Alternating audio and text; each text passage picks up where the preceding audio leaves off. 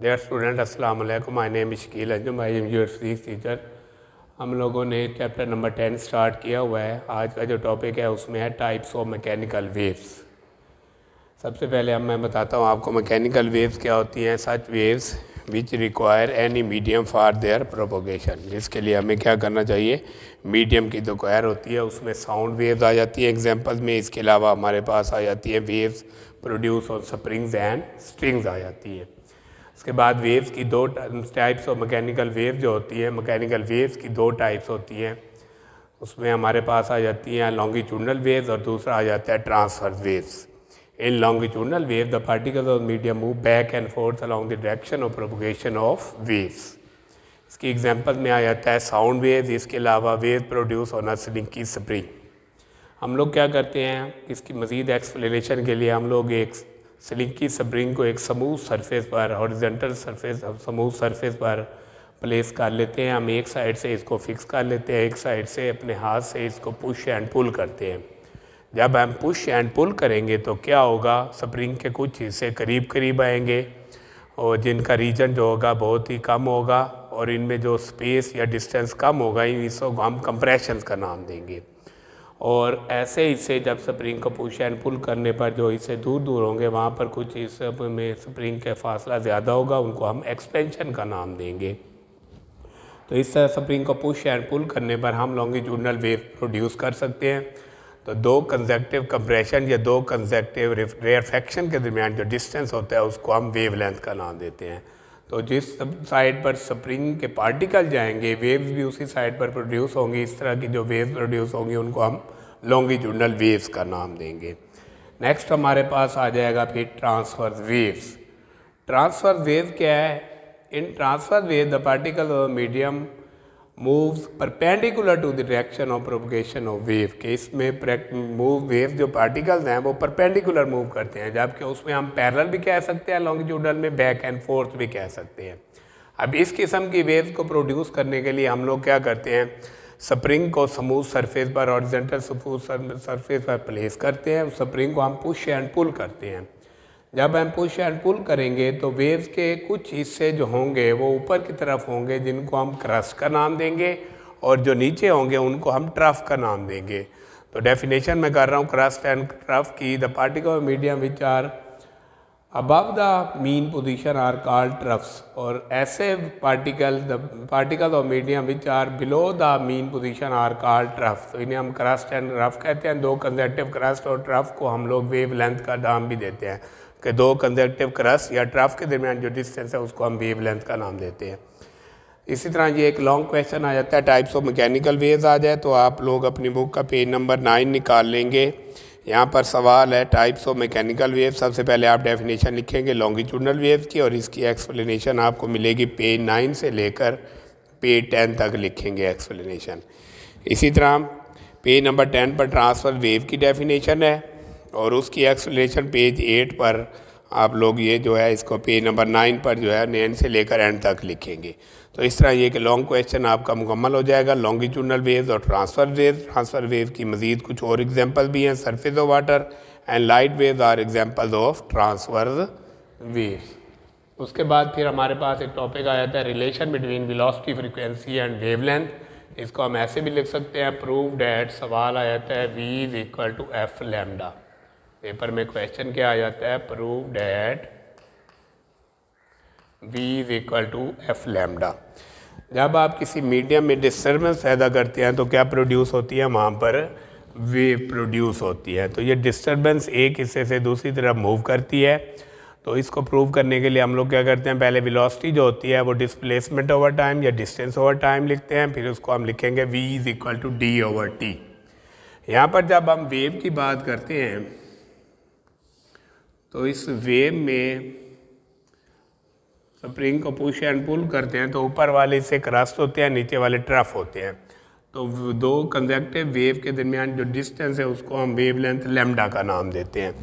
यहाँ पर small D की जगह हम लोग वेव लेंथ की बात कर रहे हैं, तो हम लोग डिस्टेंस वेव का बात कर रहे हैं तो इसकी जगह लैम्डा आ जाएगा। इसी तरह स्मॉल टी टाइम की जगह हम लोग time period capital T use करेंगे, तो यहाँ पर लैम्डा ओवर टी यूज़ करेंगे।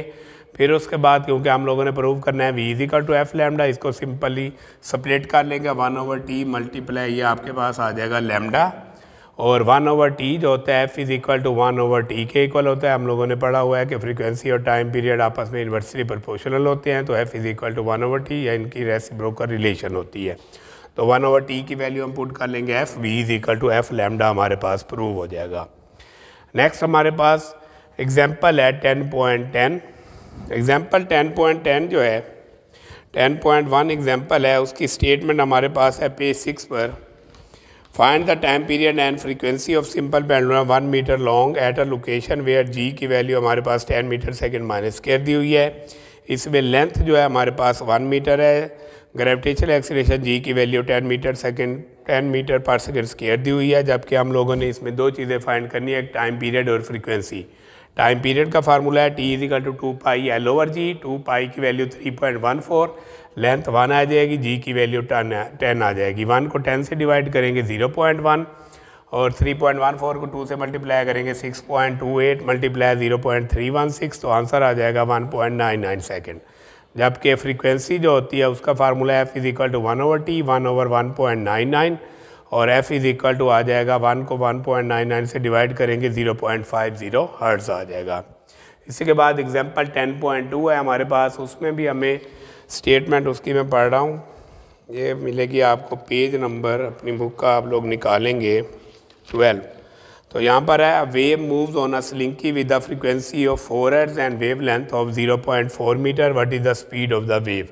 फ्रीक्वेंसी जो है वो 4 हर्ट्ज़ दी हुई है, लैम्डा 0.4 मीटर है, v हमने मालूम करना है, फार्मूला है v is equal to F lambda, f की वैल्यू 4 है, लैम्डा 0.4 है, तो जब मल्टीप्लाई करेंगे तो 1.6 मीटर सेकेंड आंसर आ जाएगा। तो यहाँ पर फ्रीक्वेंसी की वैल्यू गिवन है, लैम्डा गिवन है, वेव स्पीड v निकालनी है, फार्मूला है v is equal to F lambda, 4 multiply 0.4 तो v आ जाएगा 1.6 मीटर सेकेंड आ जाएगा। इसी तरह फिर हमारे पास इस चैप्टर के MCQs आ जाते हैं। MCQs में हमारे पास पेज नंबर अपनी बुक का निकालेंगे आप लोग 16। Which of the following is an example of simple harmonic motion.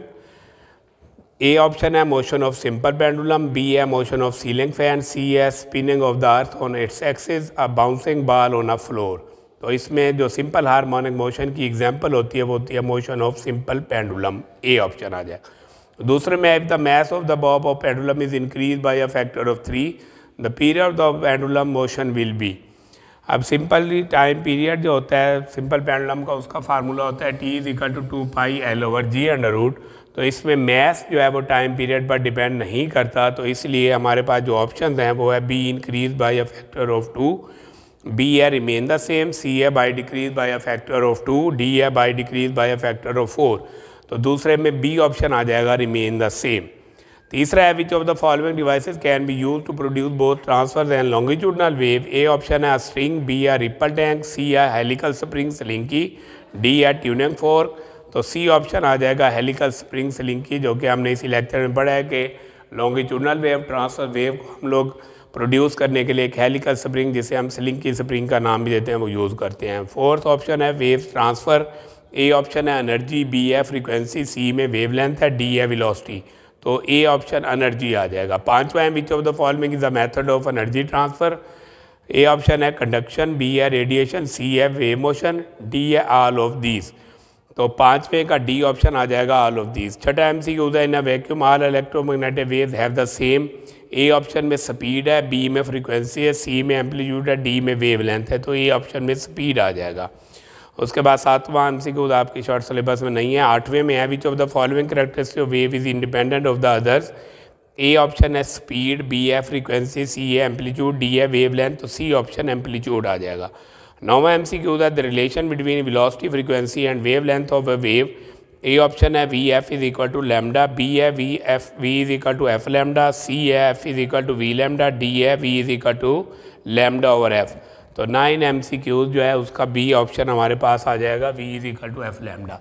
तो इस तरह MCQs में मैंने ऑप्शन लिख दिए हैं। पहले का ए ऑप्शन है, दूसरे का बी है, इसी तरह तीसरे का सी है, फोर्थ का ए है, 5 का डी है, 6 का बी है और 8 का सी है, 9 का बी है। अब तक मैंने आपको टाइप्स ऑफ मैकेनिकल वेव पढ़ाई हैं। उसके बाद लॉन्गिट्यूडनल वेव, ट्रांसफर वेव कराई है। ये एक एक्टिविटी 10.2 भी है, इसमें भी हम लोग एक स्प्रिंग को या एक रोप को हम एक साइड से बांध लेंगे और एक तरफ से हाथ से पकड़कर पुश एंड पुल करेंगे या अप एंड डाउन मोशन करेंगे, तो उसमें भी क्रस्ट और ट्रफ पैदा होंगे। वेव जो है वो जिस तरफ जाएंगी वेव उस तरफ उसका मीडियम के पार्टिकल जाएंगे, वेव भी उसी साइड पर ट्रैवल करेंगी। उसके बाद prove that v equal to F lambda कराया, फिर एग्जांपल 10.1 और 10.2 कराई। उम्मीद है आपको अच्छे तरीके से समझ आ गए होंगे। अगर कोई बात समझ नहीं आए तो आप मेरे व्हाट्सएप नंबर पर कॉन्टैक्ट कर सकते हैं। Thank you very much.